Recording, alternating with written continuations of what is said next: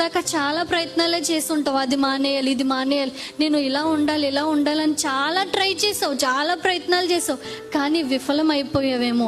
దేవుడు నీతో ఈరోజు చెప్తున్నాడు, నువ్వు దేవుడు చెప్పినప్పుడు చేస్తే ప్రయత్నం అది ఖచ్చితంగా విజయంగా మారుస్తాడు.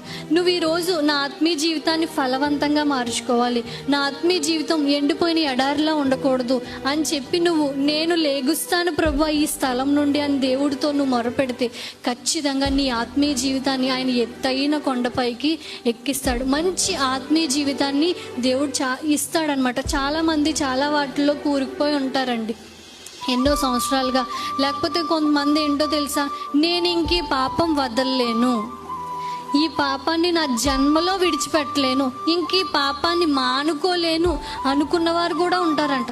ఇంక ఈ పాపం చేస్తూనే నరకానికి వెళ్ళిపోతానేమో, ఈ పాపాన్ని విడిచిపెట్టలేను, ఎంత కష్టమైపోతుంది ఈ పాపం వదిలేయడం అని నువ్వు అనుకున్న వాటి నుండి కూడా దేవుడు విడిపిస్తాడు.